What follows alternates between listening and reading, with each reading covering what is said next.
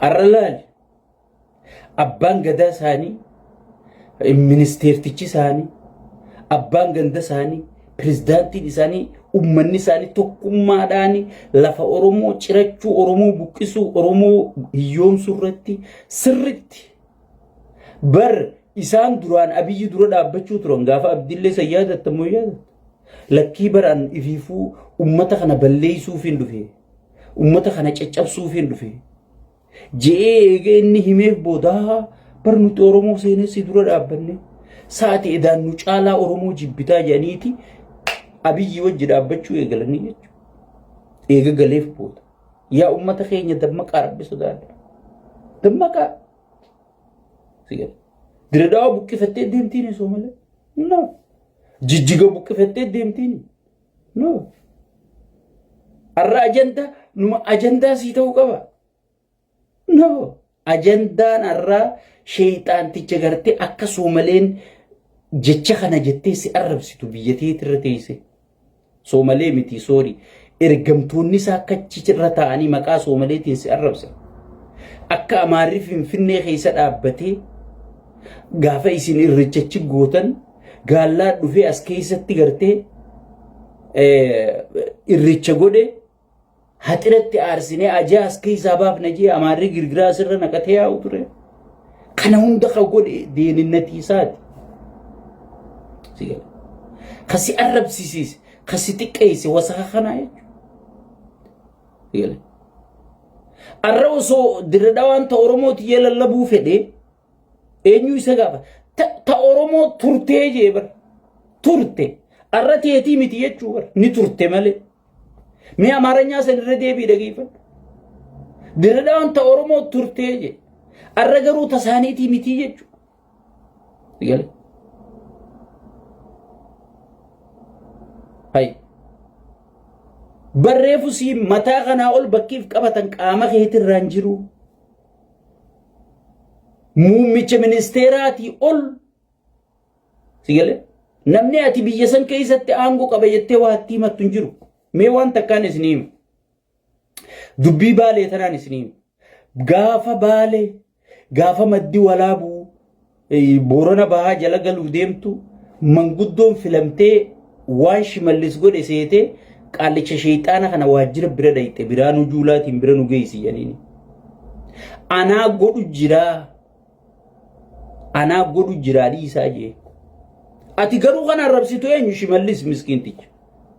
nyaatee quufee farsoo isaa dhugee dhuufuu yaasu kana wadala kana ati arrabsita siigal amma dheengadda ummata riiraa guutuu buqqiseeti caccabsee wadala isaa kanatti ergee sareen isaa tun eega nama caccabsitee ummata Baalee kabajamaa san buqqiftee lafee hayyoota tachitti awwaalamte hunda arabaa gurguranii eega ummanni buqqee waraanaan bakka birokkute ol deebi'ee ummata Baalee ummata bosona san eege asiin nuungee maaliif galma hayyoon isaa galma geesseef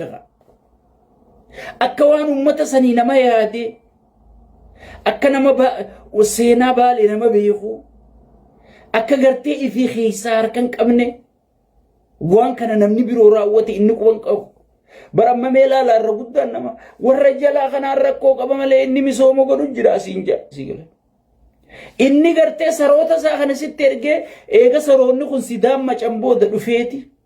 siifi fuuciisu kan amala fajaa qaba namichi fajaa waan jaanii jira biyya teenyatti fajaa jaama waan tokko si khutateeti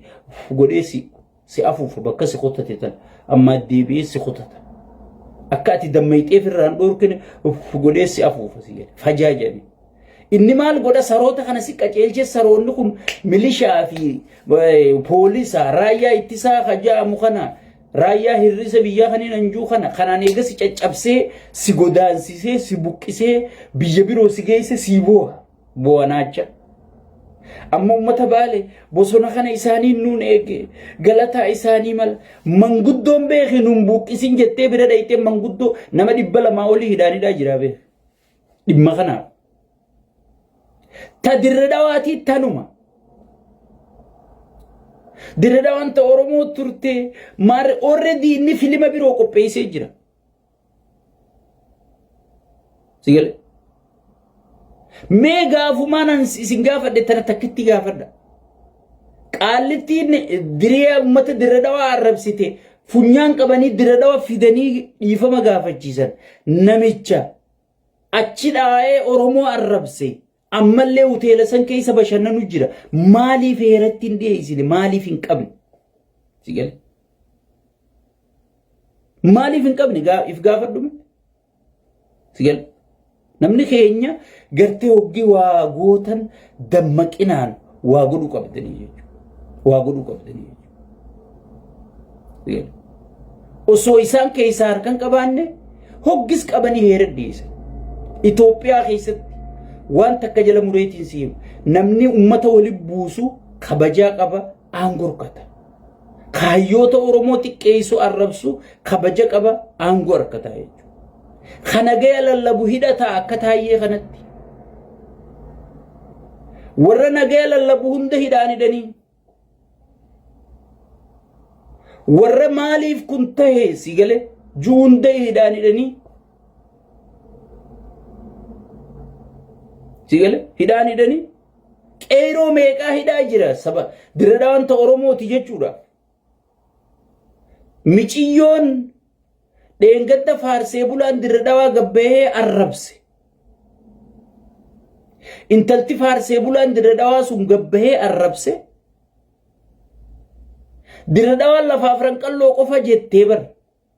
kan namichi sharmaarkeen arrabse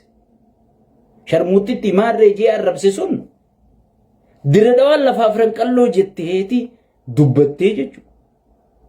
akkasitti arrabsamtee xiqqaatti yoo dirra dhawaan tun lafa Oromooti jette Kadiir Jowaar irra duulu jirta dhimma Oromoo dura dhaabbachuu jirta maaltu waan dirra dhawaa isin galchi Abiyyi dura dhaabbachuu jirta siin jaa yoommoo Oromoo arrabsite hoteela sii hireessanii yoo Oromoo xiqqeessite siree sii hireessanii nyaata kee qophii akka ati fiyyaannetti nyaata jettee akka ati rakkannetti nyaata hunda sii ajajanii enjoy gootee bashannana shaayii ta'e dhugaa buna dhugaa sigale akkasitti gale Oromoo arrabsita dabarsi miciyyoo lakkuu garaa qabdu nasiyaa ziyaatte jamtu ichi keessa duute Kadiraan Jowaar kan isin Kadiir jettaniin an Kadiraan jaani Kadiraan tun ichuma jirti haga ammaa lafa miciyyoon sun irra duute soomalee qabattee jirti maaliif gumuma miciyyoo tanaan baasin erga miciyyoon sun duute booda sooma mamma faaraa fi amashi deerafaniin beekan jara ijaaraniiti gartee waa qophii guddoo as deemu jira namichi gartee Oromoo lafarraa dhabamsiisuuf qaallichi sheeyxaanni maqaa Abiyyi baafatee dhufe kun Oromoon eegana deeggaruu tur diddeniin xaragaa jeesan proomisa wa'ada jijjiirrachuu jira jechuudha wa'ada jijjiirrachuu jira jechuudha ay osoo miciyyoo sanuu gumaan baasin osoo maatii san jara gartee miciyyoo ajjeesee lafa sanii nama godaansise soomaleen lafa san qabattee irra taa'u jirti saaphiyaan bakka jaaniichi killileeshane sigale dirra dhawaan abbaa isaa'ee faan akka lafa kaanitti amata lamaa booda filannoo godhatti ila ammaa saniin bulu jirti inni muummicha ministeeraati dhufe arke ilma Oromooti dhugee isinii bahe way isinuma jaalata maaliif deebii takka isiniin kennan maaliif lafti tun lafa Oromooti jee isiniin kennan yele namicha Abrahaam jaamu gartee Oromoon ta'in ka paartirra jiru ka duraanuu Oromoo harka cirsiisaa deerinnati wajji dhukkee gooyisaa ture isaa kaantibaan taha jee immoo ummata walin naqee ummata dhukkee goosisuudhaaf yele itti deemamaa dirra dhawaa keessa shira hedduu deemu jira yoo dubban kana hunda haa godhu maali heerri kabajamuu dhabuudha jechuudha durriyyeen biyya harkaa qabaachuudha jechuudha hayyuu silaa heera kabachiisu goota silaa heera kabachiisu hunda hidhaanii dhagguuranii kaan biyyarra ari'anii kaan boolla qabri galchanii jechuudha ummanni keenya kana gartee waan abdatee taa'ee waa'ee kanaa haasawu